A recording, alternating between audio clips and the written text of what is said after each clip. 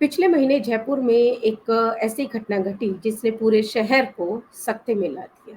एक युवक अपने लोकल थाने में पहुंचा। ये थाना था रामगंज। वहां जाकर उसने बताया कि उसका 1.5 माह का भतीजा उजैफ, जो घर में अपनी माँ के साथ था, घर में और भी लोग थे। अपनी माँ के साथ वो घर की ऊपरी मंजिल पर था और न जाने कौन घर में आकर उसका गला काट कर चला गया। बच्चा बहुत घायल था। उसे हॉस्पिटल में एडमिट करवा दिया गया है। तो ये युवक था, वो चाहता था कि इस बच्चे के साथ जिसने भी ये क्रूरता की है उसको जल्द से जल्द पुलिस पकड़ कर सामने लेकर आए, उसको सजा दिलवाए। बच्चा हॉस्पिटल में था, सारा परिवार वहां पर था, पुलिस अपनी इन्वेस्टिगेशन शुरू कर चुकी थी। और जैसे ही वो थोड़ा-सा आगे बढ़ी इन्वेस्टिगेशन करते हुए, तो अचानक परिवार का दबाव पुलिस पर पड़ता है और परिवार पुलिस से कहता है कि इस केस को बंद कर दिया जाए। पहले ही पुलिस को थोड़ा-सा शक था कि जब घर परिवार में इतने सारे लोग मौजूद हैं और बच्चा अपनी माँ के साथ घर की ऊपरी मंजिल पर है, तब बाहर से कोई आकर कैसे उस बच्चे का गला काट सकता है। इसके बाद जब परिवार ने पुलिस के ऊपर केस को बंद करने का दबाव डालना शुरू किया, तो उनका माथा और ठनक गया। उनको समझ में आ गया कि हो ना हो, इसमें परिवार के ही किसी सदस्य का हाथ है। इसलिए बजाय केस बंद करने के उन्होंने अपनी तफ्तीश की रफ्तार और तेज कर दी। और उसके बाद जो सच सामने आया, उसने सबके होश उड़ा दिए। किसी ने ये कल्पना ही नहीं की थी कि ऐसा सच भी सामने आ सकता है। नमस्कार, मैं मोनिका आर्य। नवजात शिशुओं को बचाने की मुहिम पालोना में एक बार फिर आप सभी का स्वागत है। आज हम आपको इस घटना के बारे में, जो राजस्थान की राजधानी जयपुर में घटी है, इसके बारे में तो आपको बताएंगे ही। इसके साथ ही हमारे साथ एक स्पेशल गेस्ट भी हैं, जो इस पर हमारे साथ चर्चा करेंगे और जानेंगे हम लोग कि आखिर ये जो घटना हुई, इसके पीछे वास्तविक कारण क्या रहा होगा।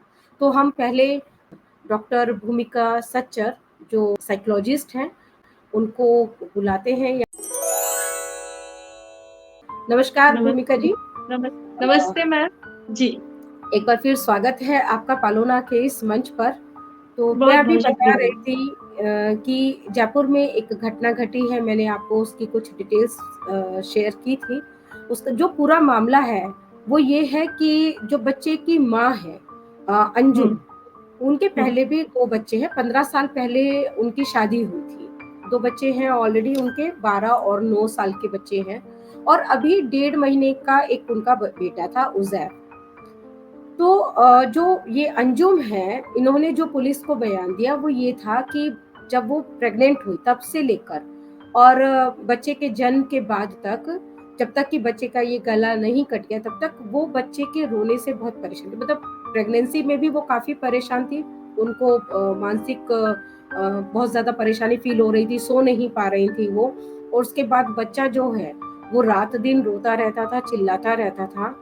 और वो समझ नहीं पा रही थी कि हम क्या करें। बोले कि पति काम पर चला जाता था, मैं घर पे अकेले रहती थी और ऐसे में घर का काम भी करना है, बच्चे को भी संभालना है। तो ऑलरेडी मैं काफ़ी परेशान थी प्रेगनेंसी के समय से। और मुझे पता नहीं क्या हुआ, मैं अपने पिता के घर गई। उनके जो पिता हैं, वो वहीं पर मोहल्ला क्लिनिक वगैरह जैसे होते हैं, वहीं वो चलाते हैं। और वो वहाँ गई, वहाँ पे उनको सर्जिकल ब्लेड नज़र आया और वो सर्जिकल ब्लेड लेकर वो घर आ गई। उनको मतलब ये क्लिक कर गया कि यही ये जो ब्लेड है, ये उनको उनके बेटे से निजात दिला देगा। फिर उन्होंने पुलिस को बताया कि वो 4-5 दिन से अपने बेटे को मारने की प्लानिंग कर रही थी। उनको लगता था कि मेरा बेटा, मैं जो चाहे जो करूँ, उसके साथ उसको जीने दूँ या मार दूँ, उससे किसी को क्या मतलब है। तो वो ब्लेड लेकर आती हैं। ब्लेड लाकर दोपहर 12 बजे के आसपास, घर में बाकी लोग भी होते हैं, वो ऊपरी मंजिल पर अपने बच्चे को ले जाती हैं। वहाँ पर उसका वो गला स्लिट कर देती हैं, काट देती हैं। और सबसे इम्पोर्टेंट इसमें जो बात जो आई है स्थानीय मीडिया रिपोर्ट्स में, वो ये थी कि गला स्लिट करते हुए वो एक बार जो यहाँ हड्डी होती है, यहाँ पर वो ब्लेड जो है वो अटक जाता है। उसके बाद पूरी ताकत से वो दोबारा उसके ऊपर वार करती हैं, दोबारा उसका गला काटती हैं। और उसके 10 मिनट के बाद वो शोर मचाती हैं कि कोई आकर वो बच्चे को इस तरह से गला काट के चला गया। परिवार में अफरा-तफरी मच जाती है, बच्चे को हॉस्पिटल में लेके जाते हैं। वहाँ पर बच्चे का इलाज चलता है, लेकिन उसको बचाया नहीं जाता। 8-9 दिन हॉस्पिटल में इलाजरत होने के बाद बच्चे की मौत हो जाती है। 2 मार्च को जो अंजुम है वो अपने बेटे का गला काटती हैं और 11 मार्च को बच्चे की मृत्यु हो जाती है। इस बीच में ही जो उनके देवर हैं वो जावेद खान वो वहाँ जाते हैं थाने में, पुलिस को कंप्लेन करते हैं और उसके बाद परिवार जो है 2-3 दिन के बाद शायद परिवार को भी एहसास हो गया होगा कि करने वाला कोई और नहीं बल्कि अंजुम है। इसलिए वो परिवार पुलिस पर दबाव बनाता है कि इस केस को रफा-दफा कर दिया जाए, बंद कर दिया जाए। लेकिन पुलिस उसके बाद भी इस इन्वेस्टिगेशन को चालू रखती है और अंजुम को फिर गिरफ्तार कर लिया जाता है। कुछ चीज़ें जब मैं इसकी रिपोर्ट्स पढ़ रही थी तो मुझे जो क्लिक की और इस पर मैं आपसे डिस्कस भी करना चाहूँगी वो ये थी कि पहली चीज़ तो ये थी कि वो प्रेगनेंसी के समय से परेशान थी, जो अंजुम है, और उसके बाद वो सो भी नहीं पा रही थी। अनिद्रा का भी उनको प्रॉब्लम हो गया था। जी। इसके बाद फिर वो घर के काम अकेले सँभालती थी। उसके बाद छोटे बच्चे को भी सँभालना था, 2 और बच्चे भी थे। और सबसे इम्पोर्टेंट बात कि 4-5 दिन से प्लानिंग कर रही थी। मतलब इसको हम कह सकते हैं कि पूरी प्लानिंग के साथ उन्होंने इस मर्डर को अंजाम दिया। हथियार का उन्होंने सिलेक्शन किया, उसको लेकर आईं चुराकर अपने पिता के यहाँ से और उसके बाद शोर मचाया कि ये किसी और ने बच्चे को इस तरह से मार दिया है। आप क्योंकि मनोचिकित्सक हैं, विश्लेषक हैं, मैं आपसे जानना चाहूँगी और आप जानती भी हैं कि इस तरह की घटनाएँ रोज़ हमारे समाज में घट रही हैं। अब जी, पालोना इनको रोकने पर काम कर रहा है। जब तक बिल्कुल। हम ये जो साइकोलॉजिकल डिसऑर्डर्स हैं, इनको एड्रेस नहीं करेंगे, क्या हम इस तरह की घटनाओं को रोक सकते हैं? बिल्कुल, बिल्कुल मैम, ये जो आपने घटना बताई इसके बारे में मैंने भी पढ़ा।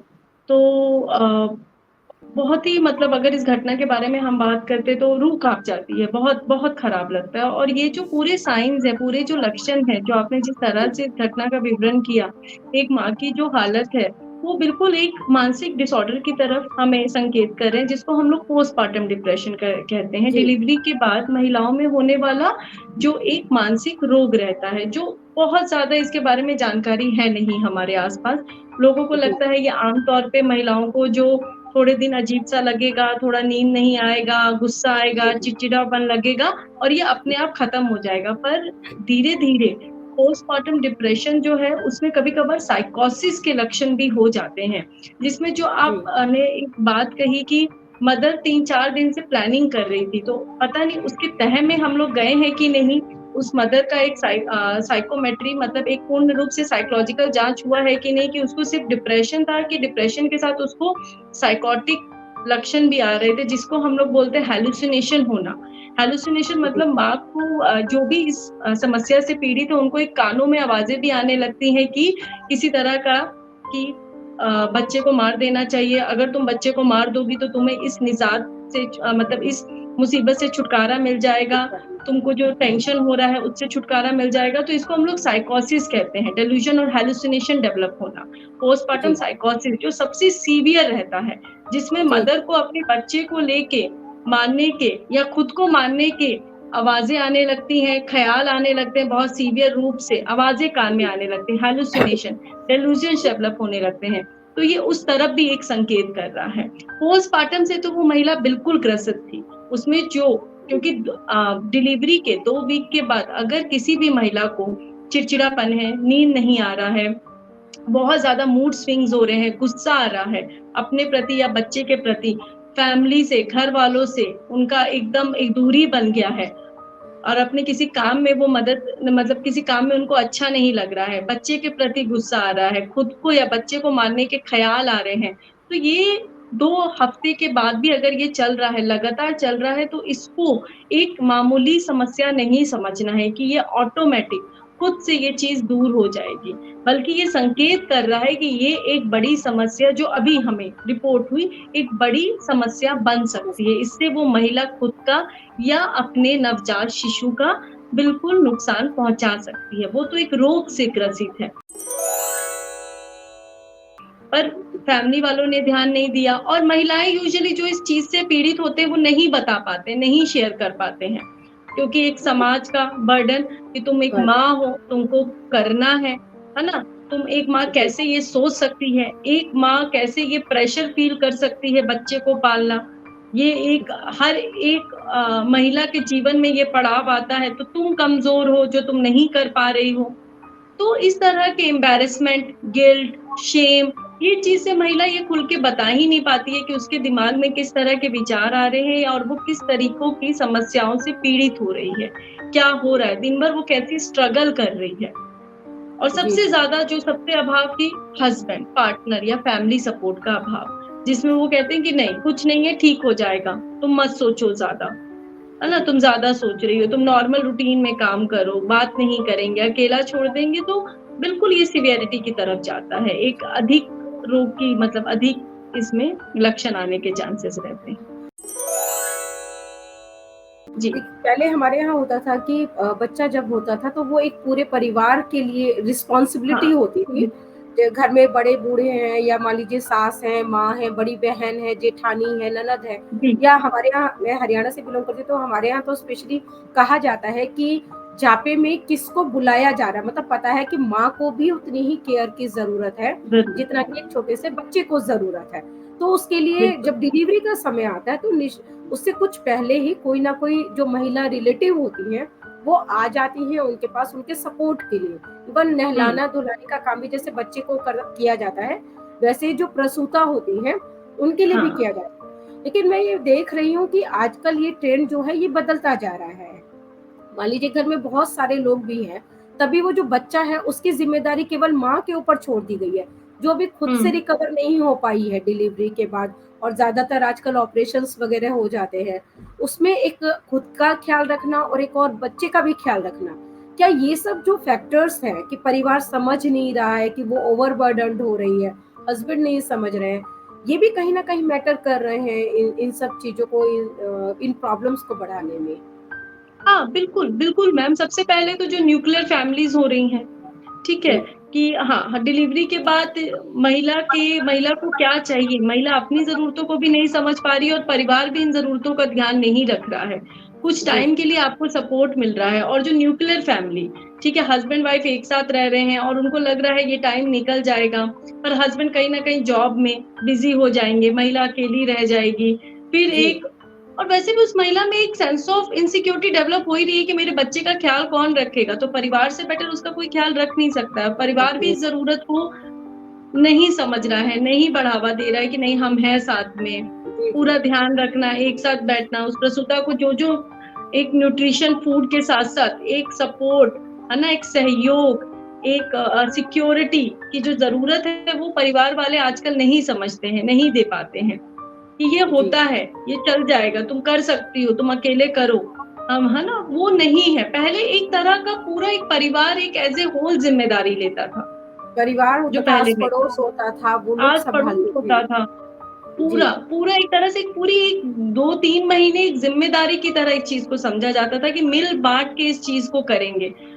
जो करेंगे। महिला है जिसने अभी बच्चा जन्मा है उसको भी अकेले नहीं छोड़ेंगे और जो हुँ, भी उसके भी पूरे पोषण का उसकी ज़रूरतों का ख़्याल रखा जाएगा और भले जी, ही वो महिला घर के कामों में एक्टिव है, पर उसको एक सपोर्ट भी दिया जाता था क्योंकि उसके पास लोग रहते थे, वो अकेला फ़ील नहीं करती थी। नहीं करते थे। आजकल जी, अलग कमरा है, अलग फ्लोर पे कमरा है, ठीक है? वो अकेली है वहाँ सुबह से रात तक, उसका दिमाग में क्या विचार आ रहे हैं, भले ही वो घर वालों ने उसको अकेला छोड़ दिया है, घर वाले ये बोलते हैं कि हमने तो उसको आराम करने की पूरी सहूलियत दे दी, उसके कमरे में एसी लगा दिया है, एक हुँ, सर्वेंट रख दी है, ठीक है? एक केयर टेकर रख दी, पर जो आप अपनी बातें एक परिवार के सदस्य से कर पाओगे, वो एक केयर टेकर के साथ, एक उनके साथ नहीं कर पाओगे। नहीं कर है सकते ना? तो हैं। वो भी नहीं, हमने तो एक रूम दे दिया है, एक अलग फ्लोर पे दे दिया है, सब सुविधाएँ हैं, सब कुछ है, खाना पहुँच जा रहा है, ये नीड्स नहीं रहती हैं। वो महिला तो अकेली ही है ना, वो बच्चा जब उठ रहा है, उसकी नींद नहीं हो रही है, उसके दिमाग में किस तरह के विचार हो रहे हैं, इसके बारे में कोई बात नहीं कर रहा है। एक अलग कमरा, एक अलग फ्लोर पे कमरा देना ये सॉल्यूशन नहीं है। एक साथ में केयर टेकर दे देना या कोई जी, दाई रख देना, ये सॉल्यूशन नहीं है, बिल्कुल नहीं है। तो आपकी नज़र में क्या सॉल्यूशन इस तरह की समस्या का हो सकता है? परिवार, परिवार सबसे पहले तो इस जो लक्षण है, जो डिलीवरी के बाद जो महिला एक मामूली समस्या है जिसको हम लोग बेबी ब्लूज भी कहते हैं, कि हर एक महिला को ये समझना है कि ये हर महिला गुजरती है। डिलीवरी के बाद थोड़े हमारे मूड में चेंजेस आते हैं, हमें रोना आ सकता है, हमारी नींद की समस्या होगी। इन चीजों को उन्हें समझना है, इसके बारे में बातचीत ज्यादा होनी चाहिए। इसके बाद अगर ये चीजें नहीं ठीक होती हैं, बढ़ती जा रही हैं, तो इसका इलाज या इसके बारे में किसी भी मनोविशेषज्ञ या अपने गायनेकोलॉजिस्ट किसी से बात करें। नींद की समस्या बहुत बढ़ गई है, दवाएं उपलब्ध हैं जो आप बिल्कुल ब्रेस्ट फीडिंग में ले सकते हैं। और परिवार, सबसे ज्यादा परिवार की जिम्मेदारी इसमें बनती है कि परिवार को खुल के उस महिला के साथ बातचीत करनी चाहिए कि किस तरह का, अगर उसके मूड में चिड़चिड़ापन दिख रहा है, उसको रोना आ रहा है, तो उसको स्टिग्मेटाइज मत, मतलब उसको एक नहीं कि तुम ऐसा ही रहता, हमने भी बच्चे पाले हैं, इस तरह के वर्ड नहीं यूज करने। जी, सपोर्ट उसको देना है अच्छे से, उसके साथ आप 24 घंटे रहिए। हस्बैंड अगर काम में है तो अगर वो अपने मायके में कंफर्टेबल है तो उनको मायके भेजिए। कभी कभार होता है ससुराल वाले नहीं, कि हम ही रखेंगे, हम ही करेंगे। आपको देखना है कि वो महिला क्या चाह रही है, किस तरह का वातावरण अपने जी, आसपास चाह रही है। ठीक है, तो ये चीजों का आप ध्यान रख सकते हैं इन चीजों में। जी। सपोर्ट सिस्टम महिला के आसपास हाँ, कैसा जो है? आप बता रही हैं भूमिका जी, ऐसा मुझे याद आया जो आपने हैलुसिनेशन वाली बात कही। अभी जी। यूपी का एक केस मेरे पास रिपोर्ट हुआ था। उसमें हाँ। यही चीज़ थी कि जो महिला है उसके बारे में उसने अपने बच्चे को ले जाके, उसका 5 महीने का बच्चा था, और ले जाके ऊपर पानी के टैंक में डाल दिया। डाल जो दिया। रिपोर्ट निकल कर आई उसमें लिखा गया था कि 2 बातें एक साथ कही गई थी। पहली बात तो ये कही गई थी कि जो महिला है वो भूत-प्रेत से पीड़ित है, भूत-प्रेत का साया है उसके ऊपर, और दूसरी बात जो बात कही गई थी वो ये थी कि वो मानसिक रूप से बीमार है। तो हाँ। सॉरी, तो ये जो चीज़ें हैं वो कहीं से भी भूत-प्रेत साया वगैरह नहीं है, बल्कि ये मानसिक रोग है, मानसिक इसको समझने की ज़रूरत है और उसी के ज़रूरत। अकॉर्डिंगली उसको सपोर्ट देने की ज़रूरत है। बिल्कुल। और बहुत लोग ना इस डिलीवरी के बाद महिला दूध स्तनपान करा रही है, तो वो दवाएँ नहीं शुरू करना चाहते हैं। बिल्कुल सेफ मेडिसिन्स आती हैं, काउंसलिंग, अगर आप दवा नहीं शुरू कराना चाहते, काउंसलिंग सर्विसेज़ अवेलेबल हैं। पर दवाएँ भी ब्रेस्ट फीडिंग से रिलेटेड, स्तनपान से रिलेटेड सेफ मानसिक रोग की दवाएँ भी हैं आजकल, जो बच्चे को कोई नुकसान नहीं पहुँचाएँगी अगर वो महिला अपने डिप्रेशन या उसका ये जो पोस्टपार्टम एक साइकोसिस में बदल गया, अगर वो खाएँगी तो बिल्कुल वो सेफ मेडिसिन है, उसका कोई भी बच्चे के आगे ग्रोथ पे कहीं कोई असर नहीं पड़ेगा। तो ये भी जानकारी होनी बहुत ज़रूरी है, काउंसलिंग हाँ, सर्विसेज़ निश्चित तौर अवेलेबल पर। हैं। हाँ, लेकिन काउंसलिंग सर्विसेज़ इसके लिए बहुत तो मुझे ज़रूरी है। लगता है कि पहले गायनिक्स को ही हमको समझाने की बहुत हाँ, ज़रूरत है, सॉल्यूशन। क्योंकि हाँ। हमारे एक जानकार थे, वो डिप्रेशन की दवाइयाँ ले रही थी और प्रेगनेंसी के समय में डॉक्टर ने बंद कर दी ये कहकर कि इससे बच्चे को नुकसान हो सकता है। उसका नतीजा ये हुआ कि उनका डिप्रेशन फिर और ज़्यादा बढ़ गया उस समय में। तो ये गायनिक्स को भी मुझे लगता है कि एक शायद कोई कड़ी है जो दोनों के बीच में छूट रही है। छूट रही है। हाँ, गायनिक्स को और साइकोलॉजिस्ट को एक प्लेटफ़ॉर्म पर लाने की ज़रूरत है, ज़रूरत है। ताकि जो ये पोस्टमार्टम वाले जो केसेस हमारे पास बहुत ज़्यादा अभी तो देख रहे हैं कि रिपोर्ट हो रहे हैं, और केवल हुँ। महिलाओं में नहीं, बल्कि पुरुषों में जो नए पिता हुँ। बन रहे हैं, उनके साथ भी ये वाली प्रॉब्लम मुझे लगता है कि कहीं न कहीं एक्ज़िस्ट कर रही है, जो वो अपने बच्चे को, नवजन्मे बच्चे को मार रहे हैं। कोई ना कोई वजह तो ज़रूर होगी। इस पर हम लोगों को एक सेशन भी करना है अवेयरनेस के पॉइंट हाँ, ऑफ व्यू से लोगों इवन का। इवन मेल्स में भी जो पोस्टपार्टम डिप्रेशन है, ऐसा नहीं है, महिलाओं में जो पैटर्नल है, मतलब फादर, है ना? उनमें जी, भी ये केसेस के हम बहुत सारे रिपोर्ट पालोना के ही मैं जो जुड़ी हुई हूँ उसमें हम लोग देखते हैं कि फादर्स बच्चे को नुकसान पहुँचा रहे हैं। तो ये सब ऐसा नहीं है, ये फादर्स में जो केयर गिवर है सेकंड, उनमें भी बहुत सारे बदलाव आते हैं मूड से रिलेटेड, तो उसमें भी ये हाँ, बिल्कुल, बिल्कुल रहता है। तो महिलाओं से ज़्यादा मतलब ओवरऑल फैमिली काउंसलिंग होनी बहुत ज़रूरी है इस चीज़ में। तो इस बारे में खुल के बात होनी। एक्चुअली ये समझना होगा कि ये मॉडर्न जो दौर है ना, इसके चैलेंजेस पहले के समय से अलग हैं, और और इसको बढ़ हमको गए हैं। उसी तरह से, हाँ, बिल्कुल, उसी तरह से हमको इनको डील भी करना होगा। अब हमें हुँ। नई नई चीज़ें खोजनी होंगी, नए रास्ते बनाने होंगे कि कैसे हमें अपने बच्चों को सुरक्षित करना है। जहाँ खतरा इन बच्चों के लिए हुँ। अगर हम बात करते हैं, तो सबसे ज़्यादा खतरा इनके अपने लोगों से है, अपने घर हाँ। परिवार से है। तो हमें इनके घर परिवार को पहले सुरक्षित करना होगा, और उसमें जो सबसे इम्पोर्टेंट फैक्टर है वो है मेंटल वेल-बीइंग होना। राइट।